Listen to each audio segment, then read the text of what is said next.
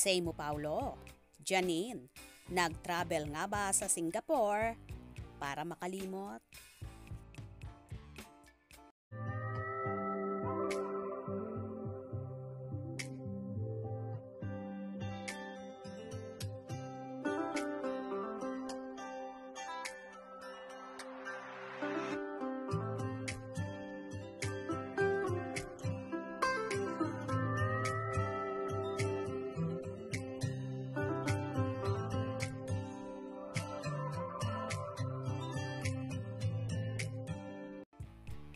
Tila isa nga ang pagta-travel abroad ni Janine Gutierrez, ang pamamaraan niya para makalimot.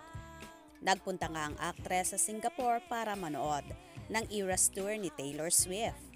Kasama nga niya dito ang kanyang tatlong kapatid na sina Jessica, Diego at Max Gutierrez. Ipinakita naman ng aktres ang ilang kaganapan sa naturang concert na yon. Hermione, not you. No. I'm wrong.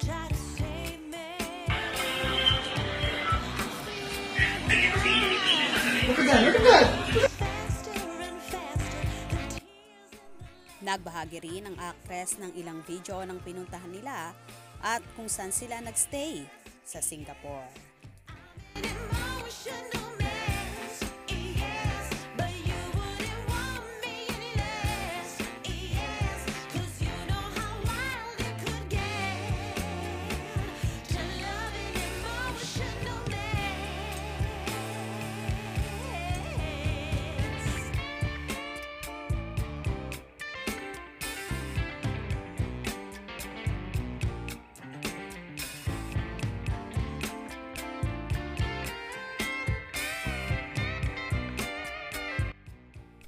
Napapabalita kasi na tuluyan na ngang nagkahiwalay ng landas sina Janine at Paulo Avellino, na noon ay napabalita na ring naghiwalay pero muling nagkabalikan at ngayon nga ay hiwalay na naman daw muli.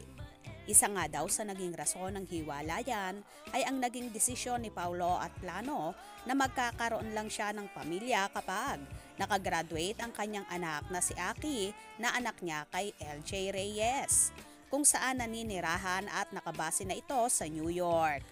Hindi naman makapaghihintay pa ng ganoong katagal si Nini, kaya naman tuluyan na siyang bumitiw sa aktor.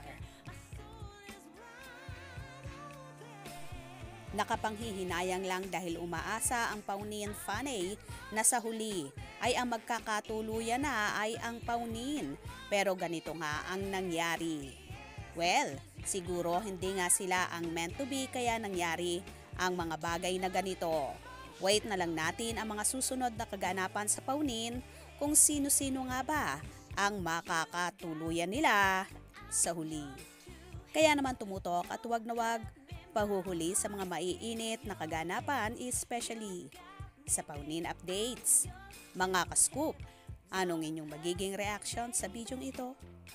Comment below.